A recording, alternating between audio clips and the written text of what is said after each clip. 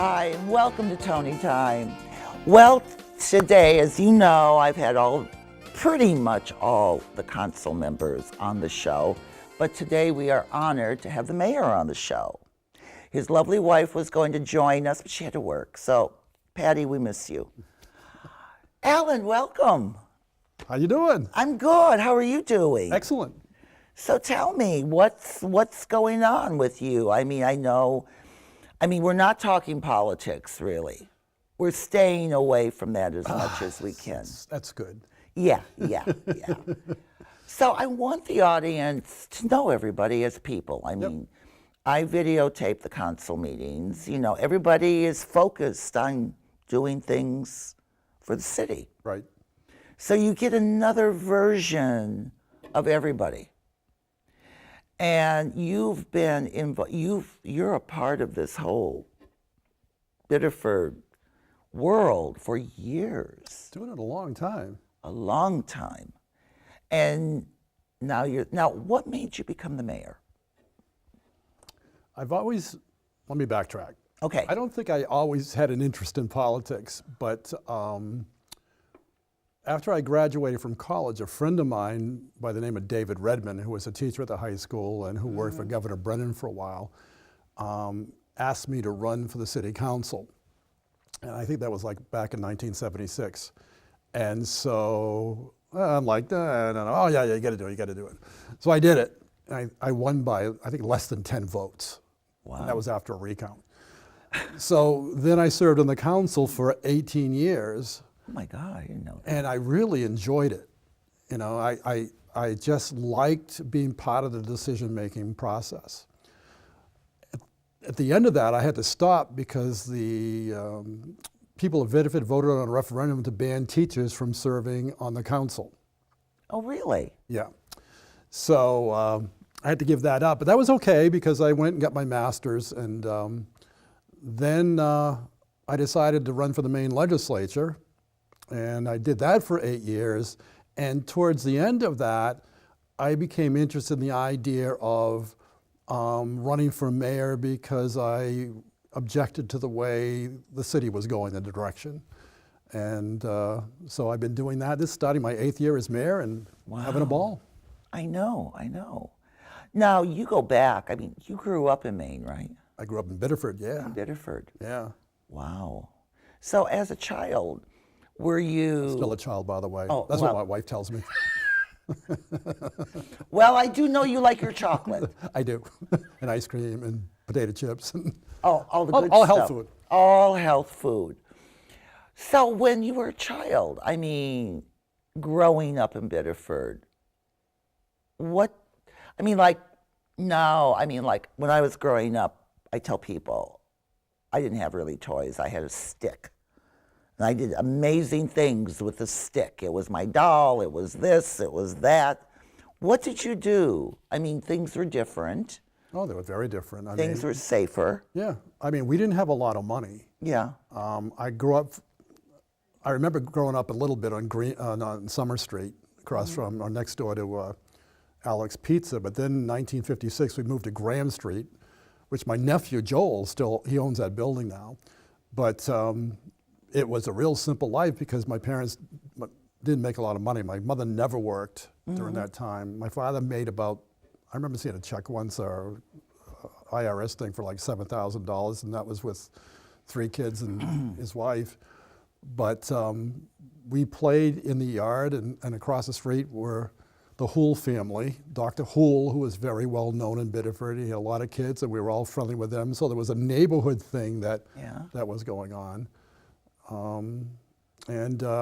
often tell people that we grew up in a cold water flat, you know, that we didn't have central heating, so the stove in the kitchen was a source of heating, and we only took baths once a week, no shower, baths, and you had to boil the water on the stove, and then my mother would pour it into the tub and mix it with cold water to get the right temperature. Wow. You know, and in the wintertime, some of the rooms where the doors were shut because the heat wouldn't reach all the way out there. Yeah. Wow. And we assumed that was normal. Of course It was did. fine because I think everybody else that I hung around with, most of them anyway, had that same type of lifestyle. Wow. So now, I mean, because did your mom work? Only after I was out of college. Okay. Yeah, so she never worked when we were growing up. What kind of work did your dad do? He actually was into computers. He, That was early on. yeah, he was he handled these great big huge IBM machines, you know, with the little cards that you Yeah, I punch remember things in. that. Yeah. So he started off doing that in Pepperell, and then he went to a company called Main Bonding and Casualty, which was in Portland, and ran the office there. Wow. He was ahead of his time almost. Yeah, what's amazing is that I look at this room, and there were probably more machines that even in this room itself, and yet my phone's got more power than all those machines put together today. Isn't that amazing? Yeah, it's scary Amazing. actually. It's scary. Yeah, What do you think of social media? I call it anti-social media because while it serves a purpose, way too often people use it to denigrate or attack or things of that nature, and you know, I think it polarizes people more than bringing people together now. I agree. I agree. Because people can interpret things so wrong. They can, and I think people feel more bold when they're behind a keyboard or They do. behind their phone, but you would say things that way you would never ever say to someone to their face. Exactly, exactly. Like nowadays with you know, social media, and you've got your tweeting and you've got all this stuff. I mean, anybody who's a good person can be destroyed in 5 minutes on the internet. You know, people have that kind of freedom, which is scary. And the other thing, the flip side of that is too often people, when they read something, they believe it without even questioning the source. Yeah. You know, so sometimes, for example, you know, I'll read something about me, I'm like, I never said that, or I never did that, or Yeah, whatever, and all of yeah. a sudden all these people are piling on, and it's like, good God, you know, it's just one person will say something and everybody jumps to a conclusion that that's the way it is. Well, you know, I've always said you've got your groups of people, the followers, the leaders. And if people go and jump on things, that's scary these days. Yeah, yeah, and then I was reading the other day about how it's getting so much more complicated that with technology now, they could actually take images of you or me or whatever, run them through a computer software program and have you or me saying things that we never actually said. Yeah. So as a general person, you know, how are you going to know 5 years from now or 10 years from now whether something that you're seeing that in the past, well, yeah, that's a real picture or that's a real video, Yeah. that it's real? Yeah, you won't know. No. You won't know. It's going to be smoke and mirrors Yeah. all the way. So going back to your childhood, which I find interesting because you grew up in Maine. You have a brother, I know that. Yes. Do you have any other siblings? I had a sister. She passed away back in 1970. Oh, sorry. Yeah, she had a brain tumor, and she was in the 3rd grade, Oh, wow. which is kind of interesting because I just saw her teacher, Mrs. Levike, a couple days ago at Hannaford. I hadn't seen her in a number of years. Wow. Yeah, That's going back. yeah. So now, I mean, when did you decide you wanted to be a teacher?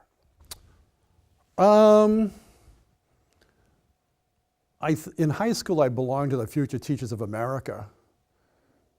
So at that point in time, I was thinking about it. But then when I got to college, I got really involved in psychology. And I really, really liked that. And the teacher thing kind of went into the background.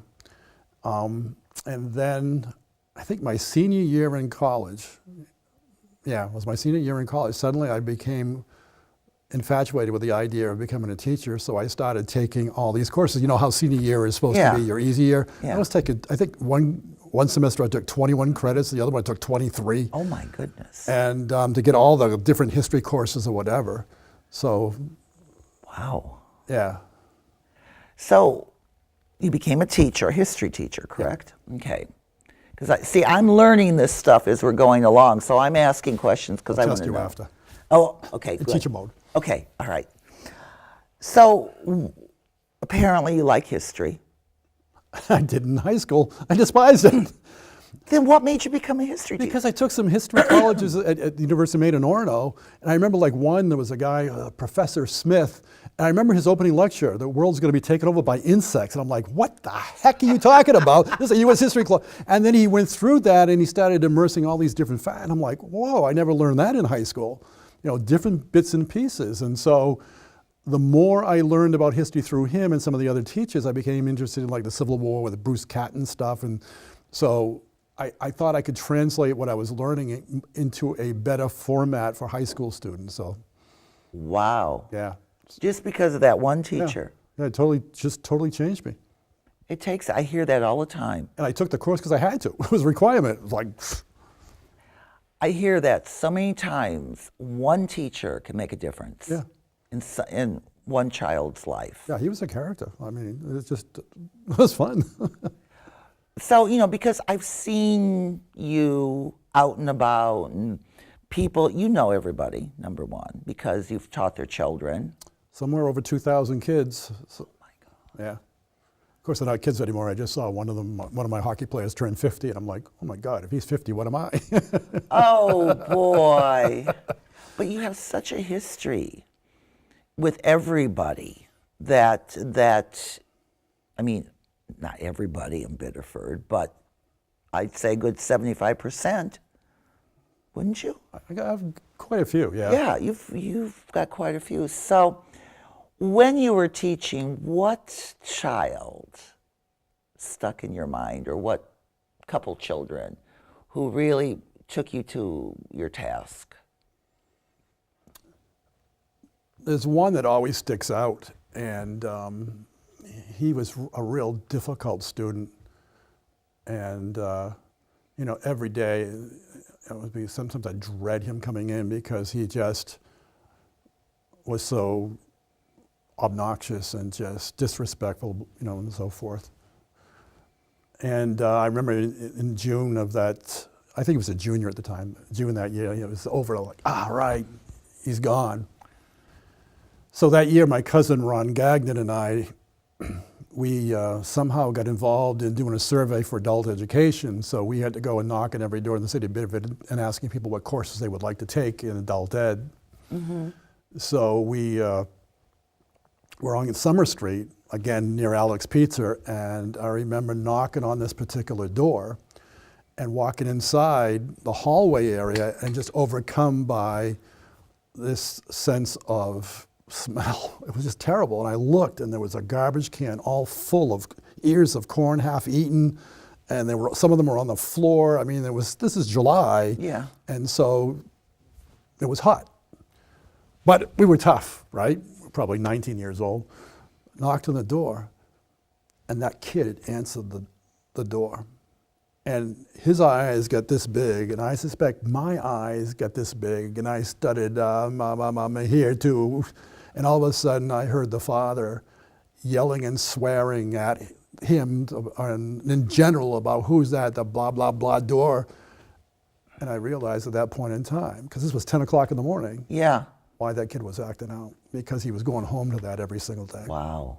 So that always stuck out in my mind. And so in terms of teaching, I always tried to, you know, when kids were acting up or whatever, trying to think about, okay, what's going on here? Yeah, there's always a reason of some sort, especially with kids when they come in. Yeah, I mean, it has to go back to the parents. yeah. Wow. That would stick out in my mind, for Oh, sure. yeah. For sure. Don't you find, though, that once you gain the trust of children like that, they're like a sponge. They absorb. Oh my God, that's the other thing I learned about teaching, that if you make them feel important, you know, and give them some attention, you got them. Yeah. And sometimes, most of the time actually, I did that with humor. But Humor works. oh my God, all the time. Yeah. I mean, that was my tool in the classroom. I mean, just a joke here and there or whatever it happened to be. But you could take any kids, and I remember one kid telling me, you know, Mr. CASAVANT, I know that you really like me because you're always making fun of me. And I never made fun in a bad way, Yeah, but it no. was just this type of teasing, which I still do, I guess, actually. But anyway, yeah, that's how you'd bond with these kids. And some kids didn't need that because they were getting it home, but there were a lot of hungry kids emotionally that needed to know that they were special, that somebody actually cared about what was going to happen to them. Yeah, and that's all they need. Yeah. I mean, I think when you were teaching, and I think just at that time, social media was coming in. Am I wrong? Towards the tail end. Towards the tail end, Yeah. because then you had more communication. Yeah. Kids talked to each other, kids played. And now it's a different group of children who don't really communicate. Oh, no. No, they can't read body language or No. tone or things of that nature. They miss that a lot. Well, I want to go back for a second. You took up psychology. Yeah. What drew you to psychology, then history? But Another teacher. Really? A guy named Professor Saldanha. And he was Portuguese, and he'd always start off his lecture, "There was I." He had this heavy accent, and he had this way, somebody would tell him where he left off, and bam, he would go off on the lecture for the next hour. And I was fascinated by that. And then there was one day when I cut class, it was an 8 o'clock class, and I'm not a morning person. Even getting here was tough. But anyway, I cut class, and I used to sit in the back row of a lecture hall and take my notes. And sometimes it was kind of funny because I'd study and I'd notice my line, because I fell asleep and all of a sudden my pen would go off the paper. But anyway, so he's coming across the mall area and I'm walking and all of a sudden he stops in front of me and goes, "Where was you?" I'm like, "I'm going to the 11 o'clock class, I was sick this morning," you know. But he had this photographic memory. He was fascinating. And I remember taking another course from him later on because I asked him specifically, you know, how is it? Because his lectures were always the same. And in fact, I checked it off from his 8 o'clock to his 11. I went to 2 one day. Wow. It was the same lecture, no notes. And so I asked him, how can you do that? He says, sleep thinking. Excuse me? He says, when I go to sleep at night, I put a thought in my head, and when I wake up, it's there. I tried that for 30 or 40 years. When I put his thought in my head, it's gone in the morning. It's gone in the morning. But he was brilliant. And so I was fascinated by his interpretation of psychological theory and those types of things. Wow. Yeah. Boy, Alan, it's a lot. Now let's move a little forward here. You met your lovely wife. Now, from what I hear, Patty was a teacher also? No, she was a nurse. Really? Yep. The rumors are all wrong, Patty. Social media. Social media. I thought she was a teacher too. No. So she was a nurse? Yes. So how'd you two meet? Actually, online. Really? Yeah. Wow. Yeah, because she's from Fort Kent. Okay. She's from Fort Kent and moved in the Portland area, you know, somewhere along the line. But yeah, we met online. Wow. Yeah. It was just one of those random things, you know. I remember doing that online stuff and I was like, ah, man, this is not for me. And she was like the last person. I was like, wow, she's special. So, Yeah. and yeah. And you got married a couple years ago. Yeah. Yeah. 3 years ago. Yeah. And you have no children. No, she's got 2. Oh, great. So I got 2 stepkids. Good. And I think I remember you saying you became a grandfather. Yes. Yeah. 2 grandchildren. How's it feel? It's cool. I mean, they're great kids. They're fun. You know, just great personalities. And they call you Grandpa or Sparky? No. They don't call me Mr. Mayor either, so I'm not sure. Darn. It's Pepe. Oh, Pepe. Okay. Yeah, I have to get, as long as I've lived here, and I moved here in 2006, Yeah. I have to get used to that. That's a Franco thing. You know, I had my Meme and Pepe. And Yeah. You know, I'm used to grandfather, grandmother, Oma, yeah. you know, that sort of thing. So whenever I hear it, I have to stop for a minute, even now. See, that's one of the reasons you know, when I got involved in the Franco things because there were so many kids that called their grandparents Mama and Pape, but had no idea why. Yeah. They didn't even know they were Franco. And so I thought that was rather curious, rather interesting. And so I began to become more and more involved with the whole Franco culture. Okay, get me involved, because I'm ashamed to say I've been here over 10 years. The Franco, my assumption is French people.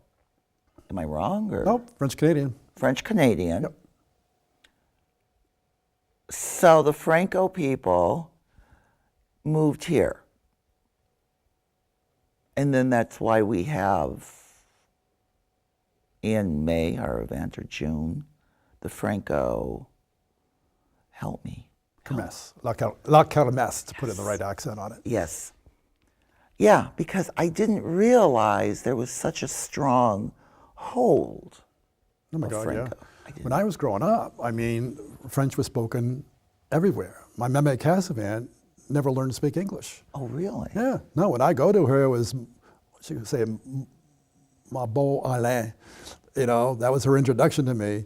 But we communicated. I never learned French because my mother couldn't speak French, so my dad never spoke French in the home. Even though my mother's maiden name was Chenard, which is Franco, Yeah. but my grandfather Chenard married someone that was English-Irish, so there was no Wow. French in that home. But yeah, so French was everywhere. And the Francos came here in the 1800s, to work in the mills. And in my office at City Hall, there's a portrait of my Meme and Pepe CASAVANT. There's a wedding picture that goes back to 1916 or 1917. Wow, Alan. Yeah. Yeah, see, I'm still learning. Oh, you got to go to Quebec City. never Immerse been there. yourself. I've never been there. Oh my God. Great food, great chocolate. Great chocolate. Okay. But the food is wonderful, and the people are just really, really nice. I'll have to put it on my list. Yeah, and architecturally, it's beautiful. That's what I hear. Yeah. I hear a lot of that. So now that you're mayor, we're moving forward, because I want people to know you're a real person. Well, sometimes I'm unreal, but But you know what? You have such a big heart, Alan. And you work so hard, and you've got a good group up there on the console. Yeah. Everybody has their own opinion, but everybody, I notice, respects everyone's opinion.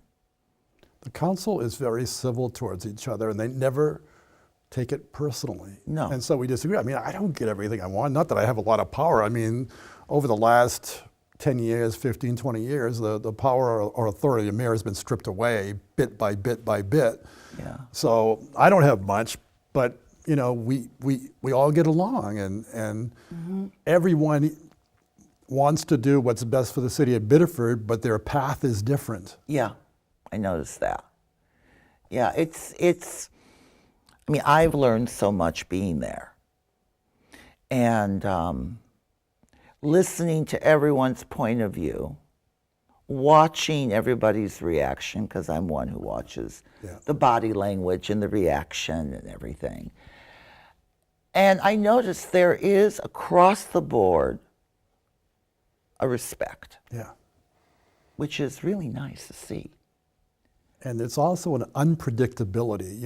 In councils, like I said, I served on the council for 18 years.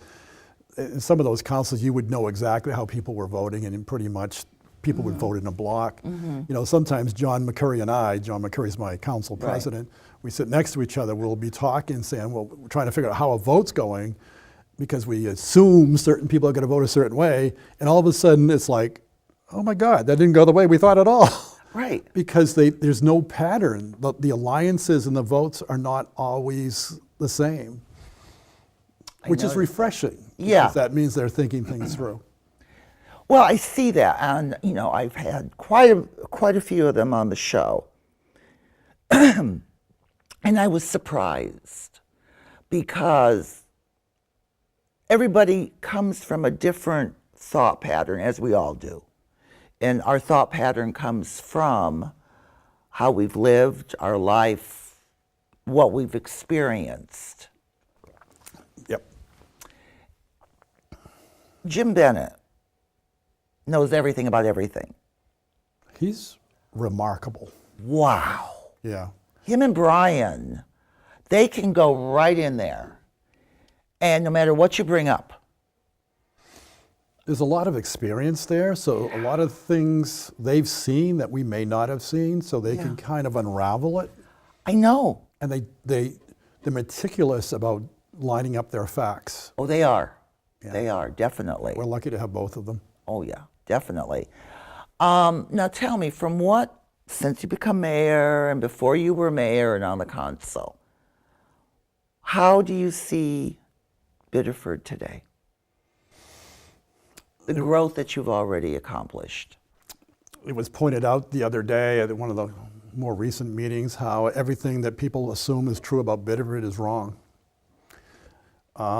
So for example, there was a study done, I don't know, 2015 or so, that said the Biddeford downtown is going to continue to degrade. Wrong. Biddeford will continue to get older. Wrong. I mean, you name it, they're wrong on it. Yeah. And so here we are today with a Biddeford. The stereotype, for example, is that Biddeford is this old mill town with a lot of memes and pepes. No, the median age is 35. In the downtown, the median age is 29. Right. We're the youngest city in Maine. And of course, the downtown is building up, the mill area is building up. And so there's been a paradigm shift in terms of what Biddeford was and what Biddeford is today. It's pretty cool. I've seen a change in the time I've been here. Yeah. You know, I've seen a big change. In fact, I don't know if it was on the weekend news on Channel 6. Each week they do a story on the mills. Yeah. We were the first ones. Our mills came up, the Biddeford mills. This is what they're doing. I thought it was good PR. I don't know if you saw that or knew it was. I didn't see that. Very good. I mean, you look at the mills. I mean, growing up, they were just this monolith of brick and cement that we as kids never knew what was going on in there. Everything was walled off. So, for example, the falls that everybody raves about today that you have access to, we never really saw. Right.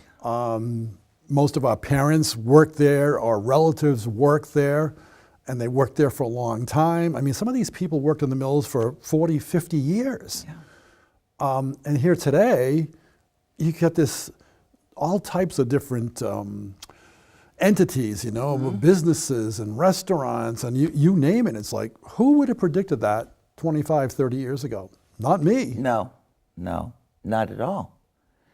I mean, it definitely is.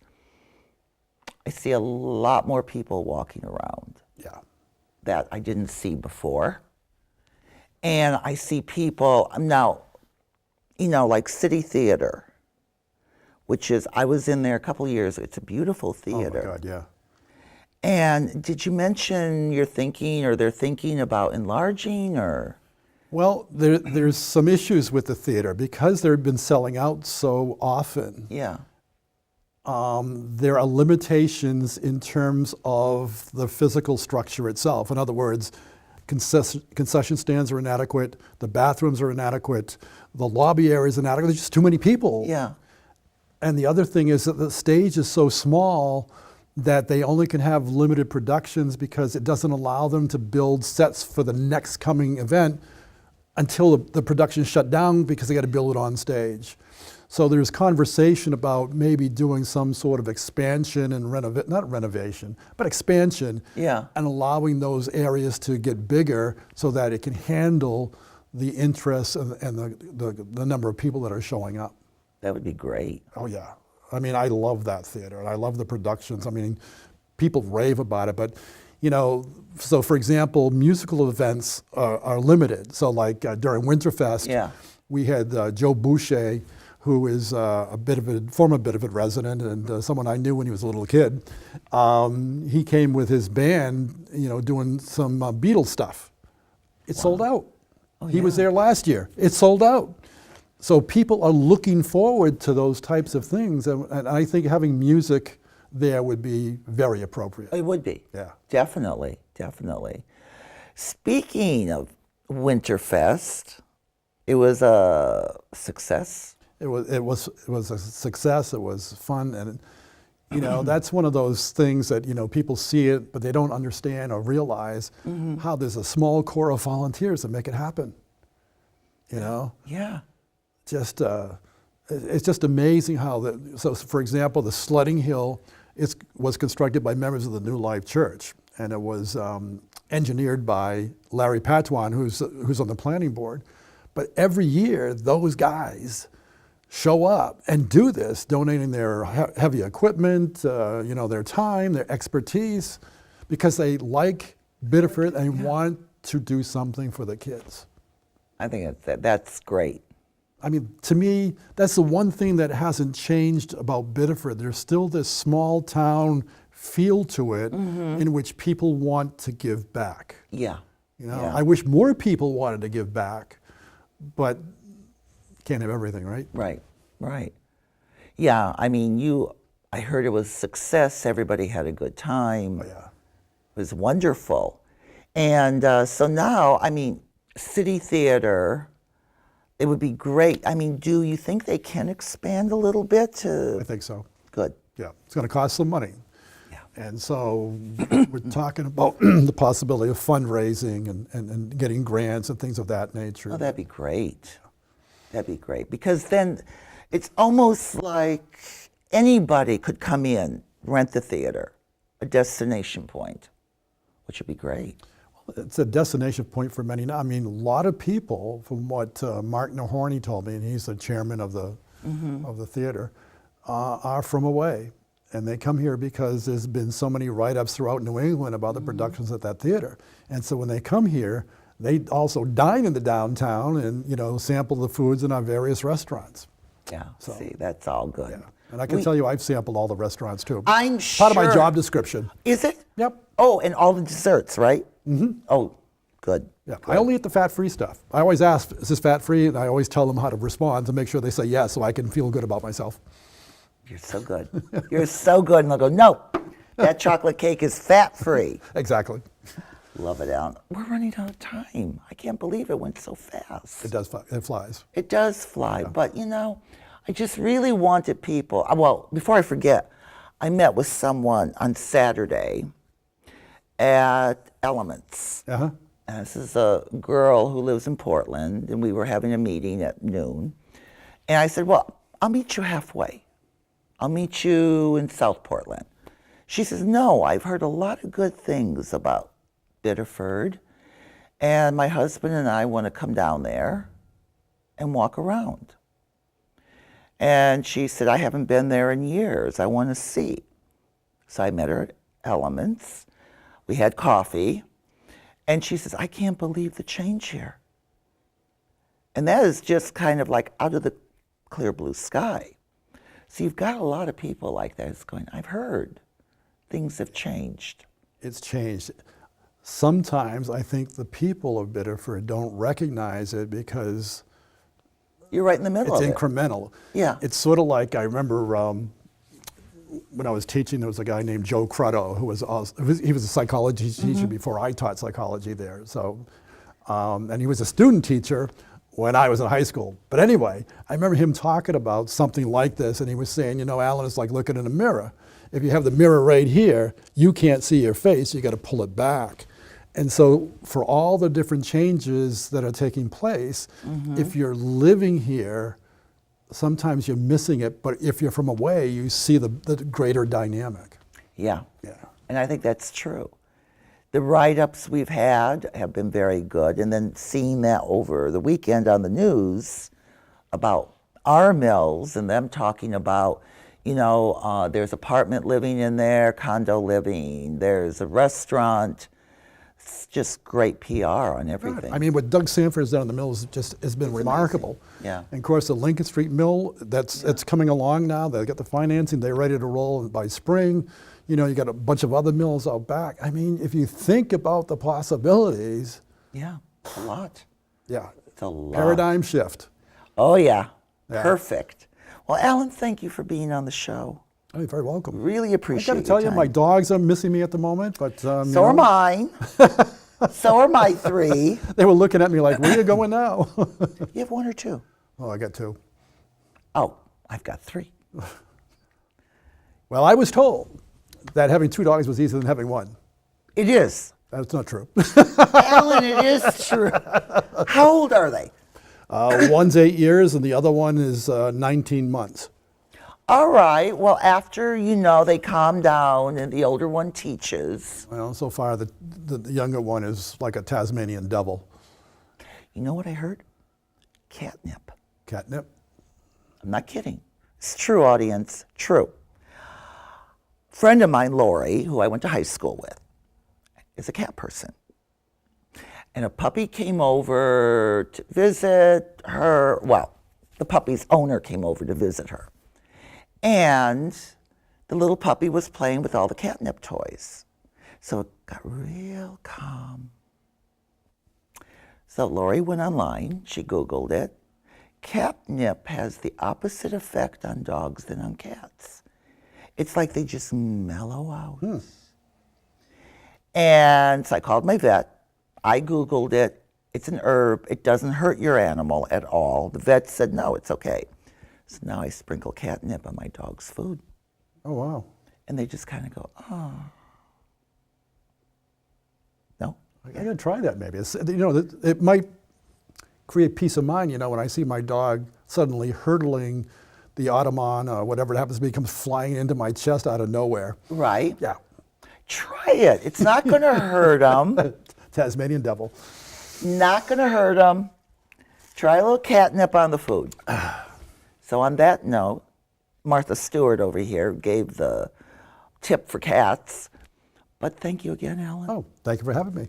Well, it's been great as always, and I want to thank the audience for watching our show today. I hope you had as much fun as Alan and I did, talking about everything. And have a good day. Have a good week. Bye-bye.